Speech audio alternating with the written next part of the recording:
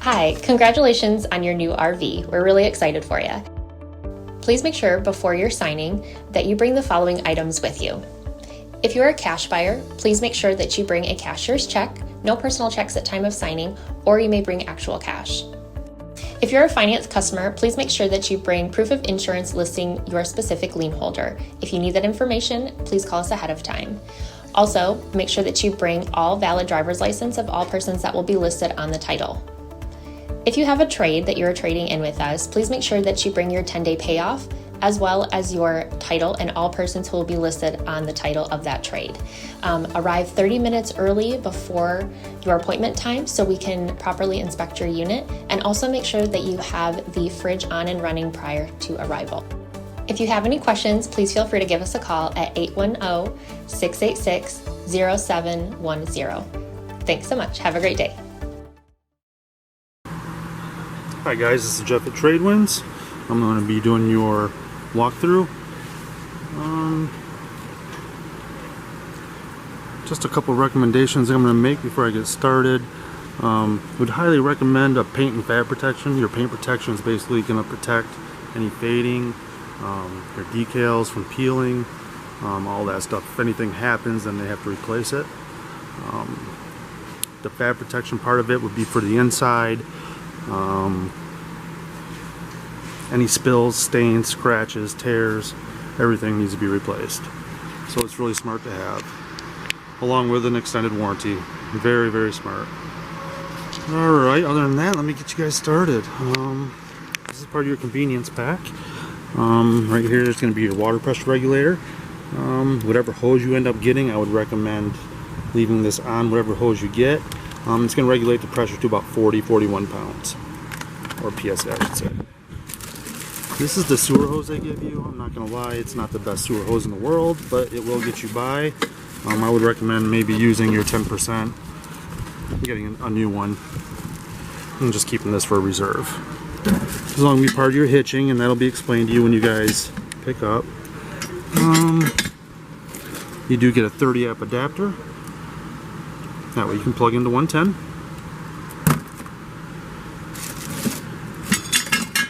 This one right here is going to be for your power tongue jack. If for whatever reason it stops working, you just take this rubber piece off right here, and then you can manually crank it up and down.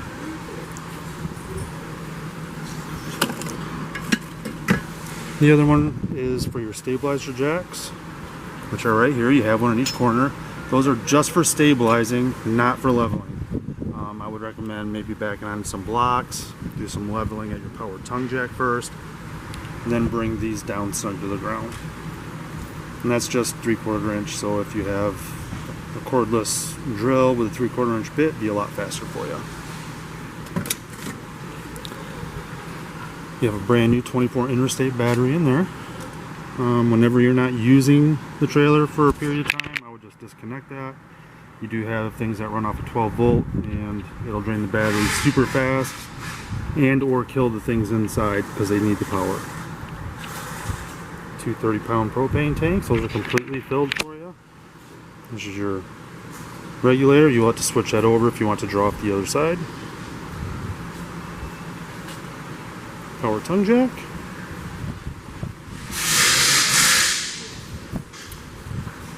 All your information. It's going to be your VIN, tire pressure, weight, everything's going to be right there.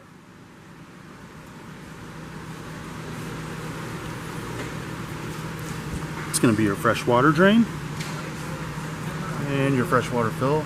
So if you're at the campground without full hookup, you would fill up there at the dump site and strictly use the water pump. You have the exhaust and furnace. Option for cable satellite. Access to the back of the refrigerator. I would take that off a couple times a season, vacuum it out. You can get screens for all this. Same with your exhaust and the hot water, or the water heater I should say. Just kind of keeps mud daubers and wasps out. That connection right there is going to be for your winterizing if you decide to do it yourself. You will have to go behind the water heater, bypass a couple valves on that, along with the water pump will probably have a valve on it as well. One underneath it there, that's going to be your city water connection. So if you're at the campground and have full hookup, that's where you hook up your hose and you'll get water instantly everywhere. This one right here is going to be for your black tank flush. And remember, use that water pressure regulator on all those. That's your black tank flush, and how that would work is you'll hook up your sewer hose to your dump station. Make sure the black is open, which is on the right there. And turn on your water, and basically you have a mechanism inside your black tank that's just going to be cleaning all the sensors and all the nasty stuff out of the tank. You just want to make sure that you have that black tank valve open and draining at the same time. That way it doesn't fill up and go up through the toilet and all over your floor. Low point drains, you won't really have to mess with those until you go to winterize. You have an outside shower. And of course your dump station again. A lot of times when we dump, we'll always pull the black first, then pull the gray, which is on the left. That way it just kind of cleans out your sewer hose.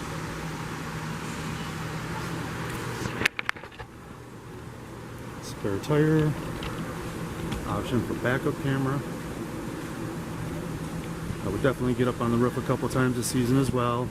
Check around all your vents, your front cap at the back, all your seals. Just make sure you don't have any cracks or any screws popping up. Outside kitchen. Refrigerator. This is your awning. So basically that flaps at 90 degrees. When it's at 90 degrees, that's where I stop. It's fully extended at that point. And it will dump itself in if it gets full of water, like so, and it just tilts. And you can tilt that and tighten that down so it's at an angle for you. If it's windy, raining too hard, I would definitely just leave the awning in. Otherwise you're dealing with insurance and you don't really want to do that. You can put a TV in here. You have an option for your cable right there. Some 110. A gas quick connect for your outside grill, which is in your front compartment. It's going to be your water heater. This is gas and electric. The way this would work is you'll put your anal rod in, tighten it down, hook up to your city water connection, start filling it up. I'll come up here and relieve the pressure. Water will start coming out eventually. That's when you'll know it's full, and that'll just start coming out right here. When that's full, then you shut that, and then you can light it up from inside or from outside. Well, outside's going to be your electric side of it, inside's going to be gas. To drain it, I'll open this up. Water will come out of here for about 5 seconds. Once it's done coming out, unscrew this, pull it out, and the water will drain from right there.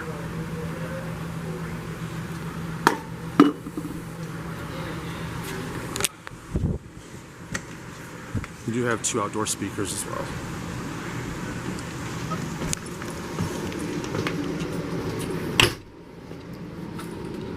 Some USB ports, light switch. It's going to be your Murphy bed. So that will flatten out. You can either have that a bed or flatten it out and bring your Murphy bed down, and then you have your bed.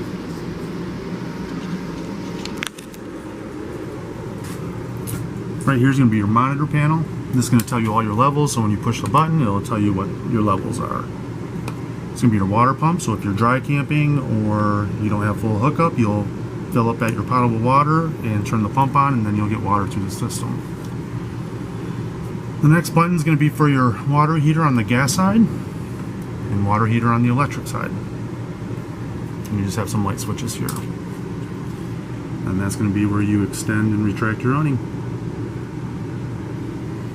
And then right below that's going to be your thermostat, pretty basic.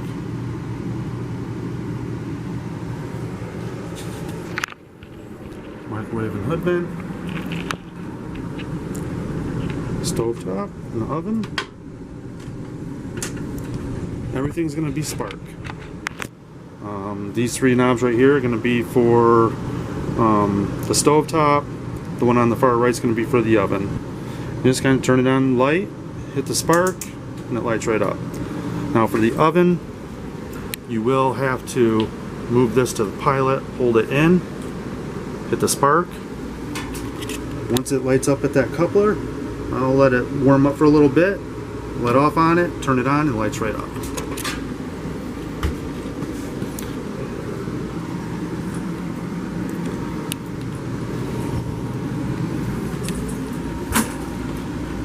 This is going to be where all your fuses and your breakers are.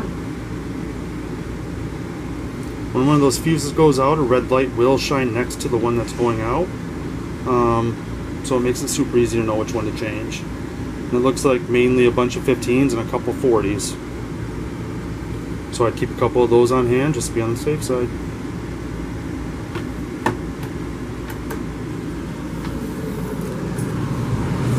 The refrigerator is gas and electric. Right now it's on the electric side. If you let off on it, it'll switch over to gas. If for whatever reason that check light comes on, I'll go to my stovetop, light that up, get gas through the lines, come back, light this up, and it will usually light right back up. The freezer is going to take about 2 hours to get cold. The refrigerator more around 10 hours. So I would recommend plugging in the night before you guys go camping. Let it get cold to the temperature that you want it. And then the day that you take off, maybe switch over to gas. It's going to be a radio. It's DVD, CD, Bluetooth. It does have zones. So zone 1 and 2 will be for the inside. Zone 3 will be for the outside speakers. And back here, you have a little green light there. If you push that button, that green light will go off. You want that green light on, and then you'll come to your TV, put it on air cable, excuse me, do an auto search, and depending on where you're at, you'll get anywhere from 18 to 20 channels.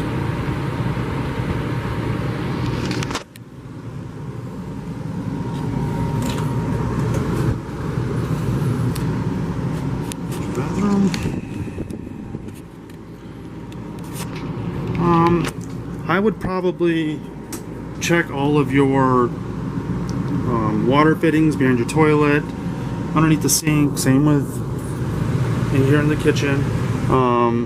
Going down the road, they will loosen up, so I would probably check those right when you get to the campsite every time before you hook up to water. I just don't want you to get water all over the floor.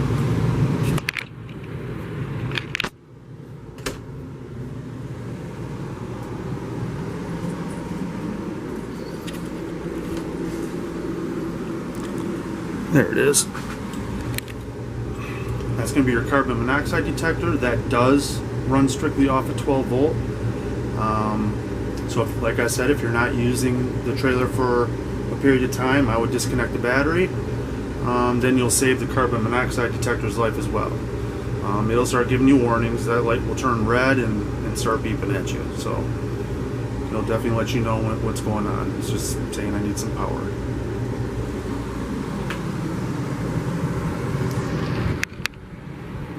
Alright, you guys, well, thank you for your purchase and have fun camping.